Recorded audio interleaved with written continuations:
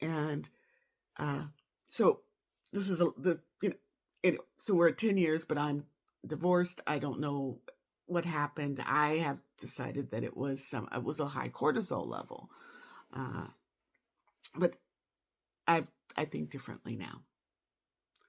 So my journey on in my divorce, I've been kind of knew that I didn't want to. It was just a whole thing. My best friend one would say, "You would have never dated. You're never going to date until you're done." Best friend two is adamant that, or best friend three, excuse me, is adamant that I and Twin Flame need to be together, because she's like, I mean, it to the point where it's amazing. She's giving me money for it.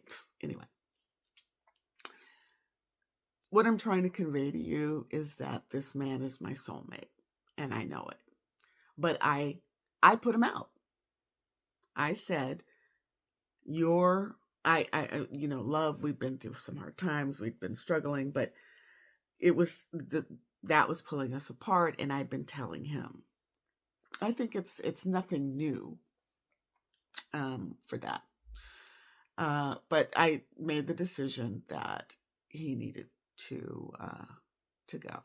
And in my mind, I thought that I was overly distracted by him and worrying about him, that I couldn't do this business thing that was just, burning, as the entrepreneurs say, it burns in you.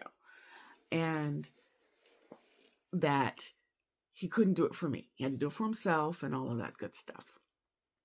And we both acknowledged that we did not. He says, "I don't want to go." And I said, "I know." He says, "I want to be with you." And I knew that he was a big part of anything I needed that was going to happen to me, but I could do it by myself. But this is a choice, that this is the person, this is the yin to my yang, that to get it done more fully.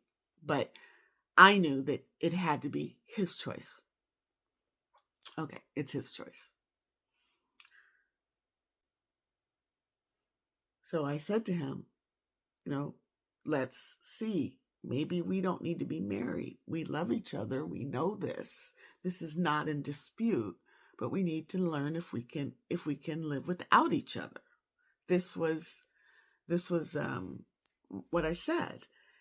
And I thought he understood at the time, or maybe he did, and maybe at some point I'll get around to that, because I think that's some clouding, some obscuration, some no fancy word, something clouding your mind, clouding what you're being able to see.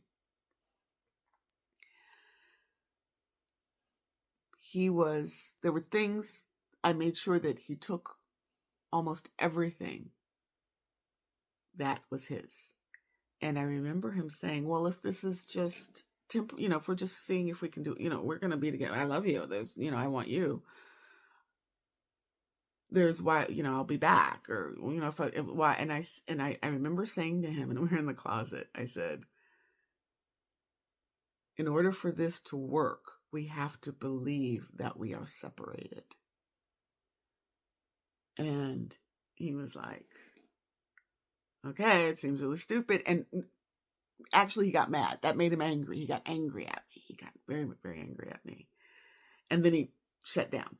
Then there was no more, even though we were still very cordial. His friend came out to help him drive back across the country with him, and he left. And I was eerily at odds but hoping that this gamble, this bid, this decision to listen to my inner voice was right.